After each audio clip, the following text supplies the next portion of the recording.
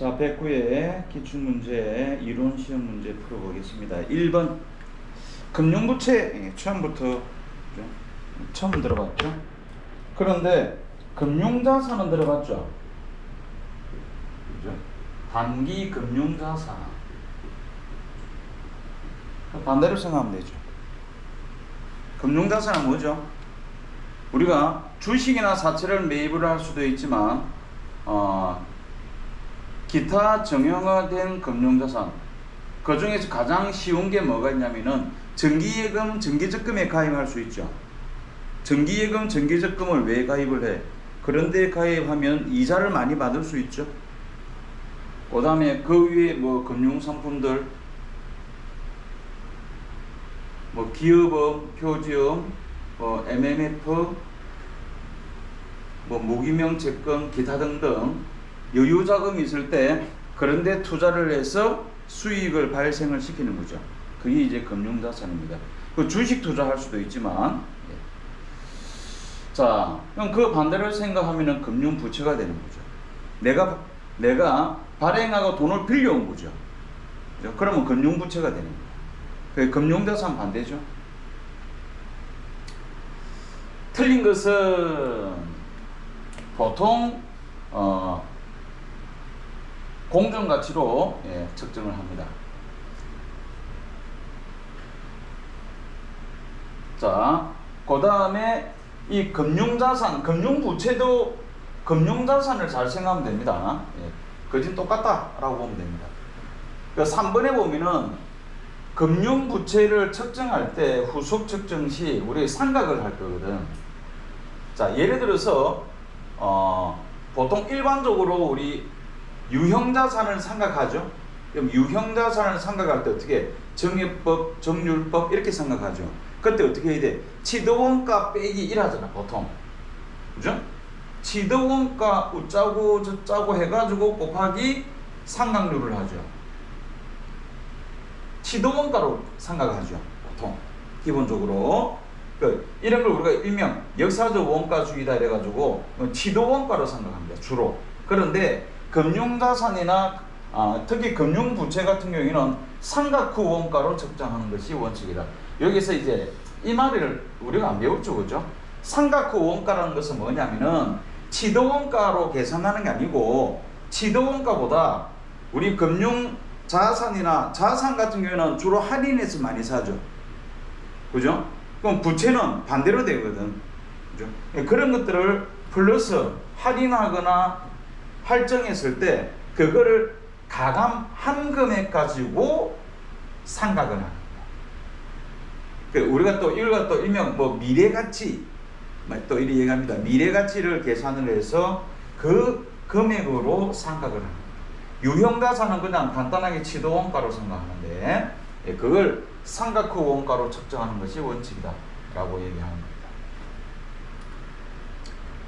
자, 그 다음에 어쩌고 저쩌고 금융채무자가 어쩌고 저쩌고 이런 말들 있고요. 그런데 문제는 뭐냐? 이런 말들을 우리가 처음 들어보는데 정확하게 틀린 게 하나 있죠. 2번 보세요. 2번에 보면은 기타 포괄로 인식한다? 그냥 기타 포괄? 뭐죠? 우리가 알고 있는 거 하나 있죠. 매도 가능 증권, 그죠? 매도 가능 증권, 평가손익. 요 매도 가능 증권 아닙니다. 자, 금융부채를 만약에 이렇게 양도를 했다 했을 때 그 차익을 자본으로 처리하는 게 아니고, 자본으로 처리하는 건 이거 하나 있습니다. 뭘로 처리한다? 그냥 단기 손익으로 처리하지. 비용과 수익. 단기 손익이라는 것은 비용과 수익, 수익 비용 잡아라 이런 거죠. 수익 비용 잡아라. 자, 1번 같은 경우는 원래 공정가치로 측정을 하고요. 근데 3번은 처음 들어봤죠? 삼각후 원가로 측정한다. 자, 4번은 어쩌고 저쩌고. 금융부채를 소멸시킬 수도 있다. 재화나 용역을 제공해서 요걸로 갚아준다라는 뜻이죠, 그죠? 재화나 용역으로 갚아준다. 그러니까 2번이 틀렸습니다. 기타 포괄은 매도 가능 증권만 알고 있으면 되죠.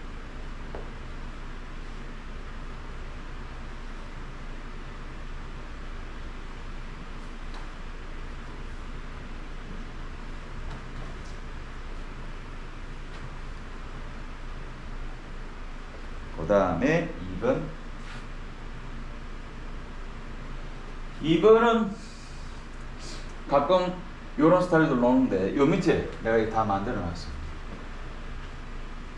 자, 옳은 것은 고라프죠. 이런 문제 나오는. 자, 2022년 8월 5일 날 첫 번째, 요때 500주를 4,000원에 매입을 합니다. 500주 4,000원이면은 200만 원이죠. 요때 단기 매매 정권으로 처리할 수도 있고, 요거는 단기 매매 정권으로 처리했죠. 차변의 단기 매매 정권 200, 요거는 매도 가능 정권으로 처리한 겁니다. 매도 가능 정권 200. 요까지는 뭐 됐죠. 그 다음에 이제 평가하는 거야. 5,000원의 평가일 때 500주 곱하기 5,000원 250만 원이죠. 50만 원 올랐네.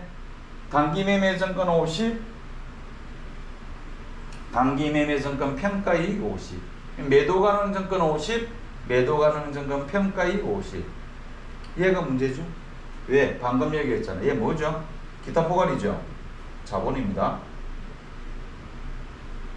얘는 단기 손익이죠. 손익. 자, 그래가지고 어떻게? 그 다음에 전부 6,000원에 처분하네. 6,000원이면 얼마? 전부 6,000원, 5, 6, 30, 300만 원에 처분합니다. 그럼 원래 얼마죠? 250이었죠. 50만 원 올랐었잖아. 대변에 매도 가능 정권 250, 현금 300. 그러면 처분이익 50 이렇게 하면 끝나죠. 근데 문제는 얘죠. 대변에 매도 가능 정권 250, 자 현금 300, 매도 가능 정권 평가이익 요거 상계해줘요. 요거 상계. 얘 때문에 그런 거야. 얘 때문에. 얘 때문에. 그래가지고 처분이익 100 이렇게 되죠. 처분이익 100. 그런데 말이 됩니다. 왜? 맨 처음에 200만 원에 취득했죠. 그런데 300만 원에 처분했잖아. 100만 원 이익 받네. 그죠? 말이 됩니다. 자, 그래가지고 밑에 답을 보면은 옳은 것은 1. 단기 매매 정권으로 분류할 경우 매도 가능 정권으로 분류할 때보다 이익이 감소한다. 자, 볼까요? 단기 매매 정권으로 분류했을 때, 그죠? 네. 2022년이네. 2022년 요거죠. 요 위에 겁니다. 위에 거. 요거. 요 위에 거. 뭐야? 얘는 이익이 50만 원 증가했죠. 그죠? 얘는 자본이 증가한 겁니다. 이익이 아니죠. 자본입니다. 이익이 50만 원 증가했다. 단기 매매 정권일 때 분류할 경우 매도 가능 정권 분류했을 때보다 단기 순이익이 증가죠. 50만 원 증가한다. 50만 원 증가한다. 틀렸고요. 이 단기 매매 정권을 분류할 경우 매도 가능 정권 분류할 때마다 기말 자산이 더 크다. 기말 자산, 자산은 똑같잖아. 자산은 250, 250 크다, 같다.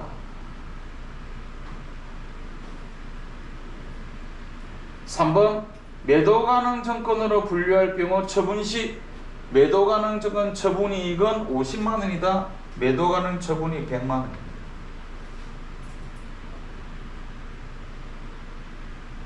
매도 가능 정권으로 분류할 경우 단기 매매 정권 분류할 때보다 2023년 단기 순이익은 증가한다. 요거죠. 요거는 이익이 얼마? 100만 원이죠. 그죠? 요거는 이익이 100만 원입니다. 이익이 100만 원. 얘는 이익이 얼마? 50만 원이죠. 그죠? 50. 얘가 크네? 당기순이 증가한다? 맞죠? 답은 4번이 되겠습니다. 요거 보고 비교를 하면 됩니다.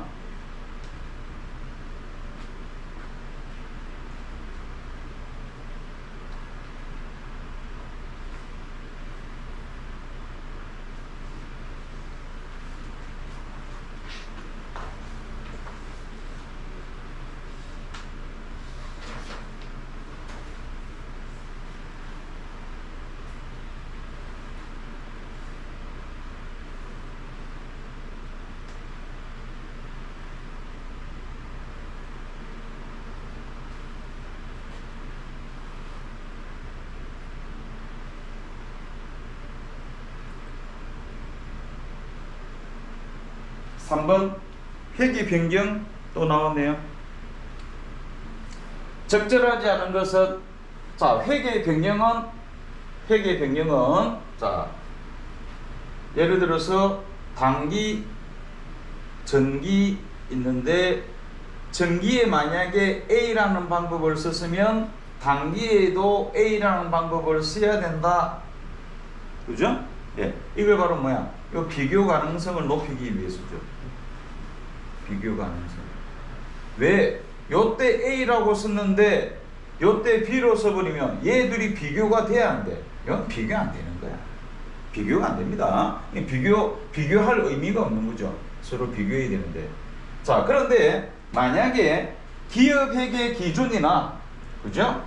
그 다음에 기업 환경에 중대한 변화가 발생할 경우 무슨 말이냐? 그때는 맞고 지금은 틀리다 이런 경우가 있습니다. 그때는 A가 맞는데 지금은 B가 맞아. 그러면 바꿔줘야 됩니다. 그걸 두고 우리는 뭐라고 부른다? 회계 변경이다 라고 얘기합니다.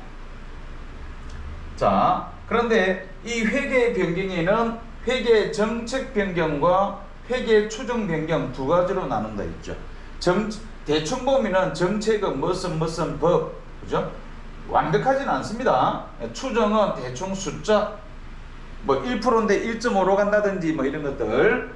자, 그러면 예를 들어서 만약에 변경되었다. 그러면 요때 B법 썼으니까 이제 비교 가능성이 안 되죠. 안 되니까 어떻게 해야 돼? 다시 이걸로 넘어가서 얘를 B로 바꿔주는 방법이 있죠. 이걸 두고 뭐라고 그런다? 소거법이랍니다.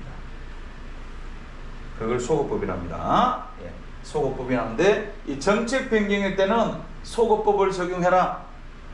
그런데 그냥 그 변화가 생기는 건 지금부터 하자. 지금부터. 예, 지금부터 가는 거야. 지금부터 가는 것은 전진법이랍니다. 지금부터 가는 것은 전진법이랍니다. 그래서 추정 변경은 전진법으로 가자. 그런데 요 밑에 정책 변경인지 추정 변경인지 구분이 안 될 때는 추정 변경으로 본다. 구분이 안 될 때는 추정 변경으로 봐라. 전진법으로 써라 이런 것이 되는 거죠. 자, 1번 일반 기업회계 기준의 개정으로 인해 새로운 해석에 따라 회계 변경 맞죠? 예, 기업회계 기준의 변경입니다. 회계 변경이 가능합니다. 맞고요. 기업의 중대한 변화에 의해서 맞습니다. 기업 환경의 중대한 변화에 의해서 만약에 기존 방법을 적용하면 왜곡이 발생할 수 있다. 그러면 변경을 해줘야 된다. 동종산업에 속하는 대부분의 기업이 채택한 회계 정책 또는 추정 방법으로 변경함에 있어서 새로운 회계 정책 또는 추정 방법이 종전보다 더 합리적이라고 판단되는 경우는 당연하죠. 그죠? 네, 당연하다. 근데 세법 넣으죠. 무조건 틀린 거야. 재무에 비해서 세법 이런 말 넣은 건 틀린 겁니다. 세법 때문에 그건 아니야. 그러면 무조건 틀린다.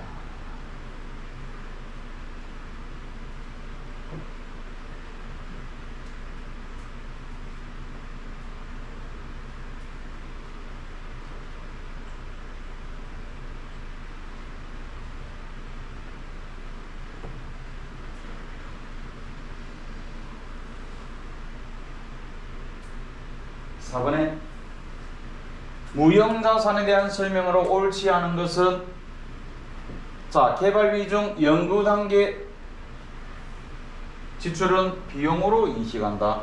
우리 이런 거 있었죠. 연구 단계 경상 연구 개발비, 경상 연구 개발비 계정 과목 쓰고요. 개발 단계 그러면 개발비 계정 과목을 잡습니다. 요때 경상 연구 개발비가 판관비죠. 비용입니다. 얘는 뭐 무형자산이죠. 만약에 구분이 안 된다 그러면 비용으로 잡습니다. 이건지 이건지 잘 모르겠다 그럼 비용 잡아라. 그 연구 단계 비용 맞죠? 연구 단계 비용으로 인식한다. 맞습니다. 4번에 합리적인 삼각 방법을 정할 수 없을 때는 정해법이죠. 그죠? 옳지 않은 건 답이 2번이네요. 3번 일반 기업에게 기준에는 무형자산 재무제표 표시 방법은 웬만하면 간접법 잡습니다. 그런데 직접법도 주로 직접법 쓰죠. 주로 직접법 쓰는데 간접법도 가능하다. 유형자산은 간접법 쓰죠. 그죠? 유형자산은 4번에 무형자산의 내용연수는 법정 연수와 경쟁 연수를 짧은 것으로 뭐 원하는 것 선택하는 거죠. 그러니까 몇 년부터 몇 년까지 이렇게 해놨습니다. 그러면 주로 짧은 거 썼죠. 왜? 주로 짧은 거 써야 상가격이 커집니다. 상가격이 커지면 어떻게 된다? 이익이 줄죠.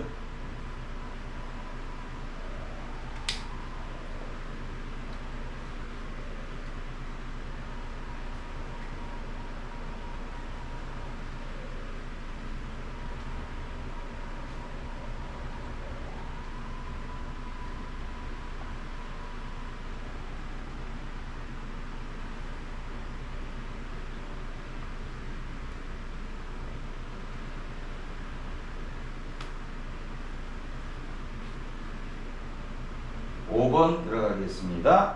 자본에 대한 설명으로 틀린 것은 자본은 기업의 자산에서 부채를 차감한 맞죠? 자산에서 부채를 차감한 그 나머지를 우리는 자본이다 라고 얘기합니다.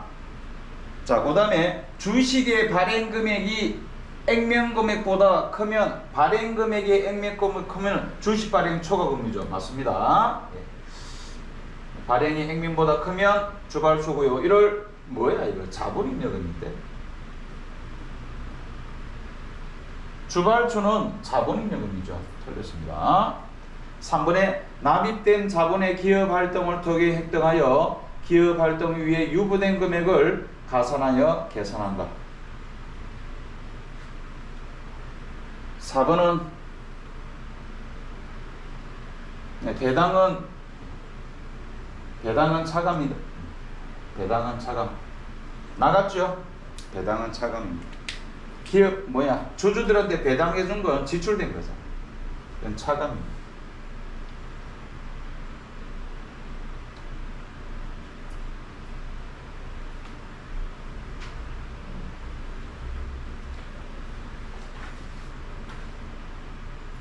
(6번) 6번 요거 나왔네. 자, 차이죠. 자, 이런 차이가 나오면은 어떻게 되죠? 이거 차이네. 그럼 요거죠. 예정, 실제 차이죠. 그래가지고 여기서 두 가지가 나온다. 뭘 물어봤다? 실제가 얼마인가 라고 물어봤죠. 실제가 얼마인가 얘를 물어봤다는 것은 얘 둘이를 내줬다라는 뜻이 됩니다. 자, 얘 둘이를 내줬다. 볼까요? 배부 차이가 25만원 과대입니다. 과대면은 예정이 크다는 거죠. 얼마? 25만원. 자, 차이는 있고요. 그럼 예정이 있다는 거죠. 여기에서 예정이 있다. 자, 예정 보면은 그 밑에 예정 배부율은 3,000원이고 예정 배부 있죠. 예정 배부율은 3,000원이고 자, 작업 시간은 1시간에 500시간으로 총 100일간 작업하였다. 그러면은 몇 시간? 총 500시간이 되겠네요. 실제 작업 시간이 500시간이 되겠네요. 하루에 5시간 총 100일 그러면은 얼마? 5, 35, 150만원. 그래가지고 얘를 여기에 넣어주죠.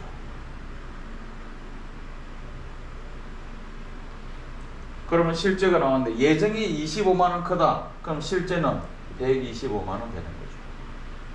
답은 2번이 되겠습니다.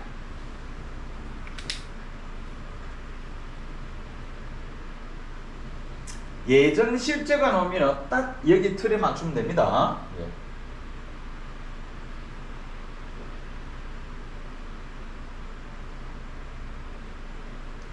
원가액에 블로그 하면 이것만 딱 설명한 부분이 있습니다. 원가액에 가면은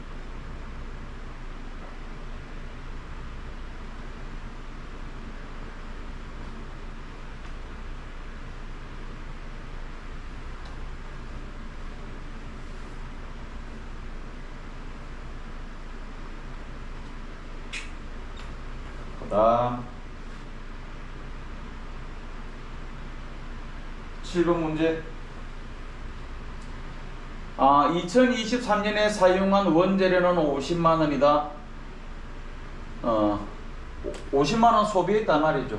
50만원 소비한 게 50만원이다. 기초 원재료이 기말 원재료보다 5만원이 적을 경우 이런 거 좀 많이 넣어줘요. 이런 거 좀 안 해줘요. 그죠? 요 기초 원재료가 얘보다 5만원 적대. 그럼 무슨 말이죠? 얘보다 5만원 적다는 것은 얘가 10만원이면 얘가 얼마라는 뜻이야? 15만원이다 이 말이죠. 대충 기준 잡으면 그죠? 얘보다 5만원 적대. 그럼 얘가 만약에 20만원이면 그럼 얘는 얼마다? 25만원이다 이 말이죠. 같은 겁니다. 똑같습니다. 그러면 이거 얼마게? 이렇게 물어보는 거죠. 55만원이네. 답 3번.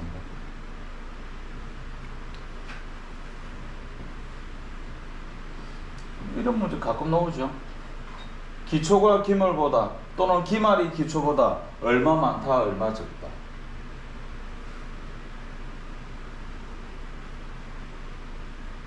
중요한 건 이 원재료의 구조죠. 구조. 8번 문제.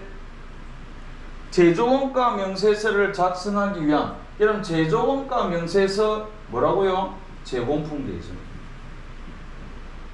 얘가 제조원가 명세서야. 필요한 내용이 아닌 것은, 자 여기에 필요한 내용이 아닌 것은 있죠, 그죠? 직접 농업이 여기 있죠? 예. 재료는 여기 들어갈 거고, 재료 사용액, 얘가 사용액이죠. 얘가 사용액입니다. 기말 제품 주로 얘들이 넣은 데 있죠. 주로 얘들이 넣은 데 있죠. 얘들. 답은 3번. 뭐 항상 아주 자주 출제되는 내용입니다. 회계, 지금 우리가 세무 2급을 하고 있지만 회계 1급에서도 자주 나오는 애죠. 그래서 제조원가 명세서라면 제공품을 떠올리면 되겠습니다. 자, 9번 문제. 참 곤란하죠. 직접 배부법. 배부하는 겁니다. 자, A와 B 보조 부분. 자, 그림을 이렇게 만들어 봤습니다. 제조 부분은 X, Y가 되고요. 보조 부분은 A, B 그래 되는데 A와 B 원가가 각각 150, 160이랍니다. 150, 160. 얘를 배부하는 거야. 어디에 이렇게 A를 150을 여기에. 그 다음에 B 160을 X와 Y에 배부를 합니다. 배부를 할 경우 X에 배부될 금액은 얼마인가? 그러니까 얘 얼마게 말이죠. 얘. 요거 두 개 얼마게. 자, 직접 배부법입니다. 그러면은 A가 150만 원이거든. 이 150만 원을 이렇게 500시간 대 300시간으로 나누면 되죠. 그죠? 합이 얼마? 합이 800시간. 800분의 500, 800분의 300 이렇게 나누면 되죠.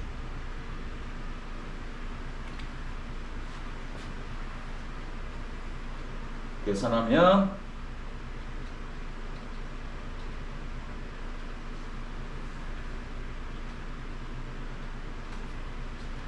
93만 7,500원.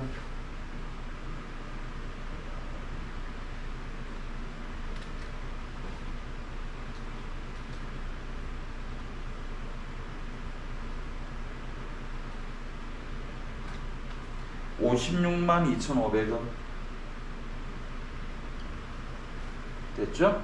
이게 93만 7,500원, Y에 56만 2,500원. 그 다음에 B 계산해 볼까요? B는 얼마? B가 160이죠? 160만 원을 300대 500 거꾸로네. 8분의 3, 8분의 5, 2. 그럼 얘 60만 원이고 얘는 100만 원 되겠네요. 계산하면 여기 60만 원, 100만 원. X에 얼마? 153만 7,500원. 요거죠?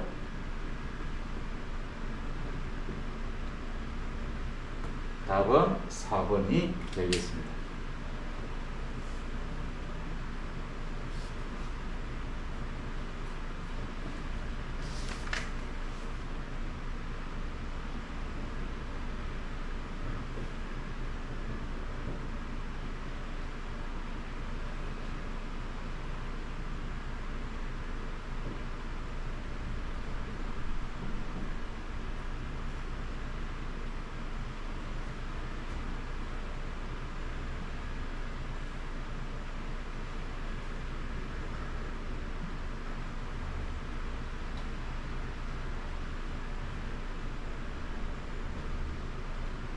자,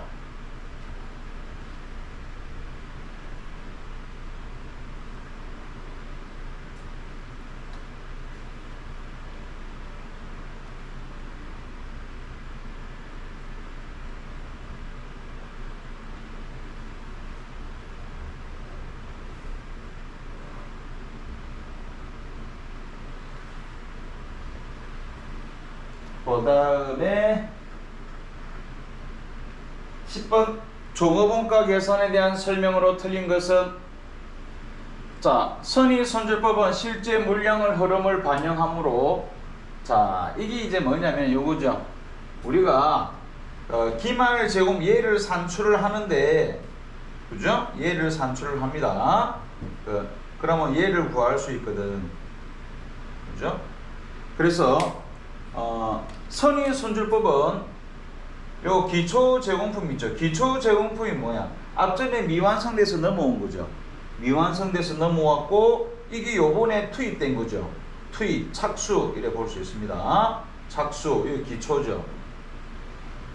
그래가지고 선의선출법은 이거야. 이거 완성되고 요거 완성되고 요렇게 보는 거야. 이게 선의선출법입니다. 요거부터 완성시키고 그 다음에 요거 완성시키고, 그러면 요 기말이 어디서 나온다? 기말은 여기서 나올 거야 이런 뜻이죠. 여기서 나올 거야 이런 뜻입니다. 그게 이제 기말이죠. 그런데 평균법은 뭐냐면은 평균법은 이거 안 따져. 안 따지고 그냥 두 개 퉁 치가지고 계산하는 겁니다. 알죠? 그래서 뭐가 더 합리적이야? 합리적인 것은 선입이 더 합리적인 거 맞죠? 왜? 당연하지. 미완성돼서 넘어온 것부터 완성시키고 이게 합리적이다. 그 다음에 이걸 완성시킬 거거든. 그래서 선의선출법은 실제 물량 흐름을 반영하고요. 평균법은 평균법보다 더 유용한 정보다. 그래, 평균법보다 낫다 이런 뜻이야. 평균법보다 조금 더 선입이 좀 더 합리적이다 이런 뜻입니다. 유용하다, 합리적이다. 그 다음에 평균법은 이전에 착수된 기초도 단기에 착수한 것으로 본다. 무슨 말이냐? 아까 그랬죠. 요거 신경 함수가 그대로 퉁치가지고 계산한다 이런 뜻이거든. 예, 요것도 맞고요. 선의 손절법이 평균법보다 계산이 아니죠. 평균법이 편하죠. 편한 거는 왜?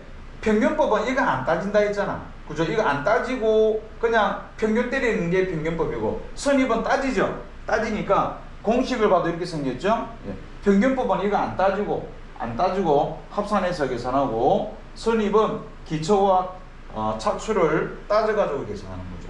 그래서 선입이 조금 더 평균법이 간편하죠. 이게 거꾸로 됐습니다. 틀린 거죠? 거꾸로 됐습니다. 얘가 선입과 평균법이 간편하다.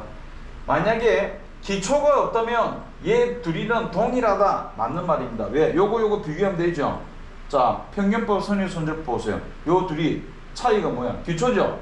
기초가 제로면 같은 거야. 여기 보세요. 뒤에 기초가 제로면 둘이 같죠? 기초가 제로면 둘이 같다. 그래서 답은 3번이 되고요. 만약에 얘들이 완성분 환산량인데 얘가 시험에 잘 나오잖아. 그죠?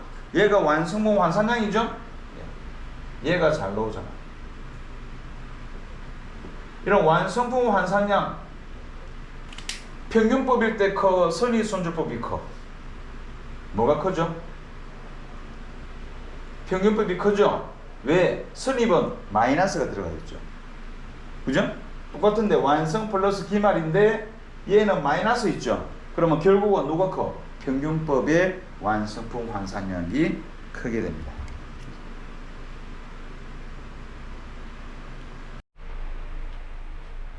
자, 부가세법상 용역의 공급 시기에 설명으로 틀린 것은, 자, 간주 임대료는 언제 예정 신고 기간 또는 과세 기간 종료일, 그러니까 3월 31일 과세 기간 종료일 6월 30일, 그 다음에 9월 30일 종료일 12월 30일 그 종료 시기를 공급 시기로 한다. 그때 부동산 임대 공급가입 명세서를 작성한다. 그 공급 시기라고 보는 겁니다.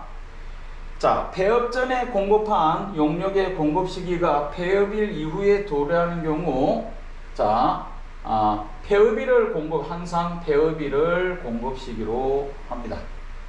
폐업일을 공급 시기로 한다.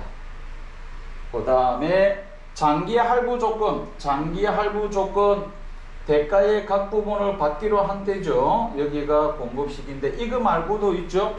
뭐냐면은 중간 지급 조건부, 그 다음 완성도 지급 조건. 자, 요 세 가지가, 그죠? 장기 할부 판매까지 대가의 각 부분을 받기로 할 때가 공급 시기로 보는 겁니다. 네 번째, 용역의 대가가 각 부분을 받기로 한 때 대가를 받지 못해도 그때는 공급 시기로 보는 겁니다. 답은 4번이 틀렸습니다. 그러니까 그 받기로 약정한 날이 바로 약속한 날이 공급 시기다. 맞죠?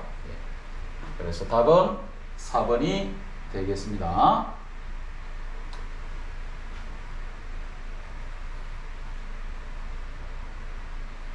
그 다음에 12번, 부가세법상 면세 대상이 아닌 것은, 자, 항공기, KTX, 택시, 고속버스 이런 애들은 전부 다 과세죠. 전부 다 과세. 면세는 뭐죠? 버스, 마을버스 면세가 됩니다. 자, 도서, 신문, 잡지 면세입니다. 그러나 그 안에 있는 광고는 과세가 되죠. 연탄, 무연탄 면세입니다. 우표, 전부 다 면세가 되죠. 아닌 것은 1번이 되겠습니다.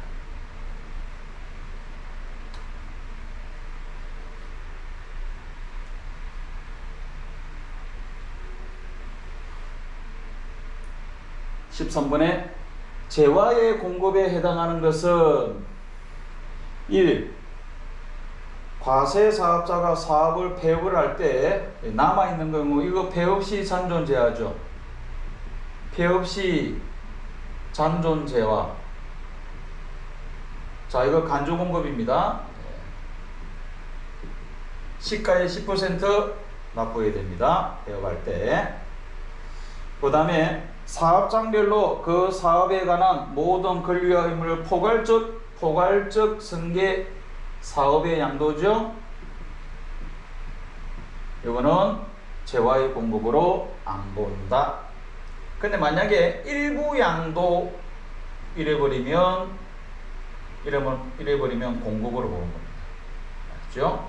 일부 양도 그러면 안 됩니다. 공급입니다. 조세의 물납 공급을 안 보죠. 예, 경매, 공매, 예, 그죠? 경매, 공매, 수용.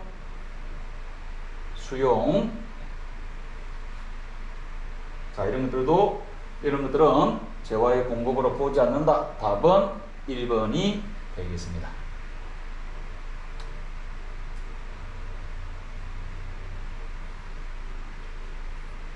14번 문제. 자, 소득세법상 과세 방법이 다른 하나, 복권 당첨, 분리과세. 자, 일용근로자 분리과세, 비실명 분리과세. 비실명, 이거 금융실명제 위반입니다.